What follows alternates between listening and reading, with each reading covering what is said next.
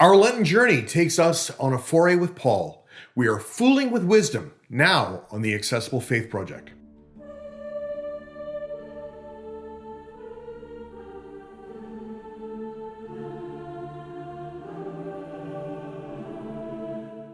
Hi there, I'm John, and welcome to the Accessible Faith Project. If you're new here and looking for insights into the Bible, faith, and history in ways that engage your brain, then please hit subscribe and that little bell icon so you can receive a notification every time I upload a new video. As we continue social distancing, I have been using the Accessible Faith Project to provide worship and devotional resources in addition to my educational videos. This one is a sermon, but as with most of my offerings, learning a little bit of history and context goes a long way in helping us understand it all.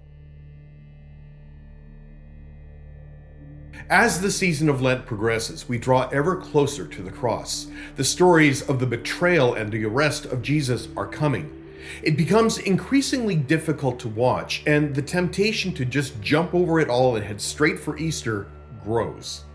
It is harder to resist this year. In this never-ending season of Lent, this pandemic is showing some signs of hope, but still we want to skip ahead to get it all over with, to get to Easter, but we can't.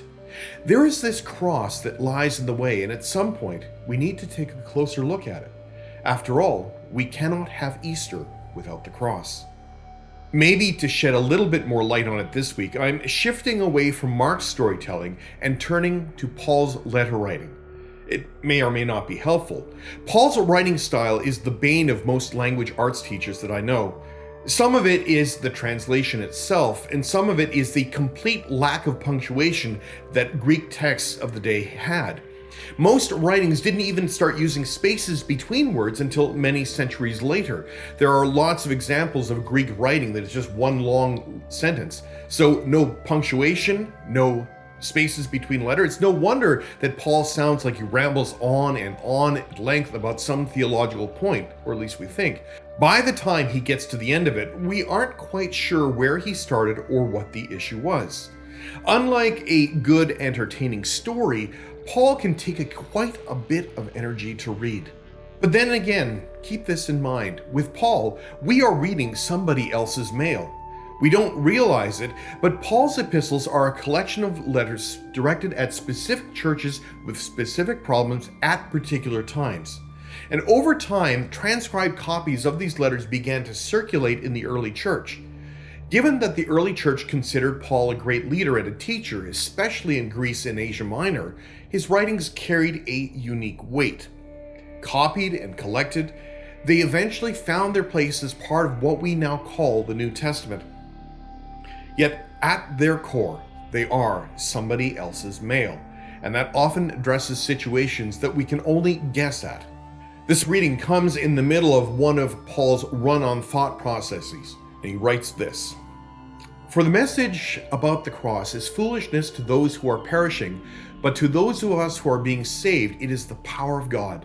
For it is written, I will destroy the wisdom of the wise, and the discernment of the discerning I will thwart." I'll be honest, Paul's reasoning is a little bit hard to follow. Even the grammar and prose checkers that I use flag it as a possibly wordy sentence. No kidding. Not only that, some of it gets lost in translation, and we have long since forgotten what Paul and the early church were fussing over.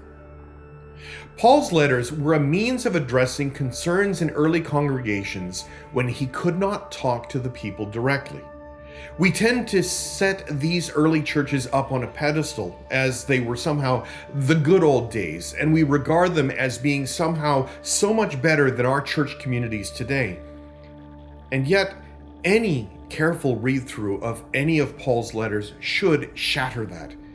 These congregations that Paul himself helped found were made up of human beings just like us, and there were conflicts, struggles, and even some downright petty disagreements that threatened their future.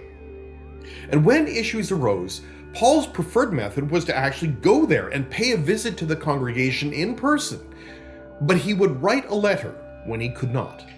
Curiously, for the congregations that did not have problems, we have no idea who they were because Paul never needed to write a letter. By contrast, Paul easily spilled the most amount of ink to this church in the Greek city of Corinth. In the 2 letters that we have in the New Testament, there are some 29 chapters, at least is the way we classify it. It makes up nearly half of all that we have of what Paul wrote, and that's not a good thing. The church in Corinth was rife with conflict, and we honestly do not know if this fledgling congregation ever survived its infancy. It got so bad at one point that Paul had threatened to cut off all relationship with his congregation. By any standard, Corinth was a challenging place to found a church, but not in the way that we might think. Instead of being hostile to new religious movements and ideas, the culture in Corinth had flung those doors wide open, and they welcomed nearly everything into their midst.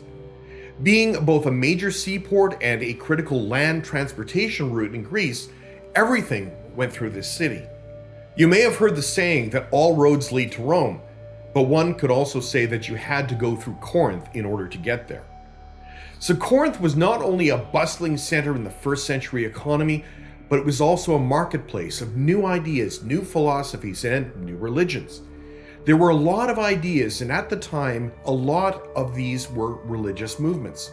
Christianity was simply one of dozens, and there were plenty of competition in the spiritual market. The downside is the city's culture had developed its own set of rules to judge these new religions. It mattered as to who their leaders were, what signs and wonders they could perform, what pearls of wisdom they could share, and in the end, how big of a show a given community could put on in worship, regardless of what faith it was. These Corinthian standards began to creep into the early Christian community. As they were trying to attract and build their membership, the way that they could sell it was how they would measure up to the city's standards. Worse yet, they began to apply these standards to each other and began to bicker as to who should be in charge. In the first letter that Paul writes to the Corinthian church, he takes a moment to remind them that God has entirely different standards. When judged through these Corinthian standards, faith in Christ didn't make sense at all. But for Paul, that was entirely okay.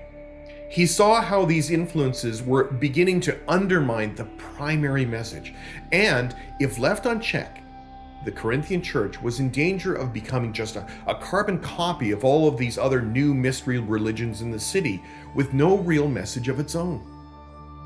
Paul's defiant words, "We proclaim Christ crucified," was a deliberate shot at all of this. By the Corinthian standards, they would be suspicious of a religion founded around a poor carpenter executed in the most dishonorable and humiliating way possible. By conventional wisdom, Jesus had no social status and nothing of worth to offer. Foolishness, they would think. But that was precisely Paul's point. God has different standards. Paul draws from a passage from Isaiah reminding the Corinthians that even the wisest of human standards does not measure up to God's most frivolous moment. God's greatest strength is shown forth through the weakness of human frailty. It is the story of the cross as we get closer to Easter. Christ turns everything upside down, and God confounds our conventional wisdom, showing us that there is truly something more, something beyond the standards that we create for ourselves and others. Maybe we can learn something from this. Perhaps we can learn to let go of our standards, of the world's standards, and try to see things the way that God sees them. And in that, we get new insight. Amen.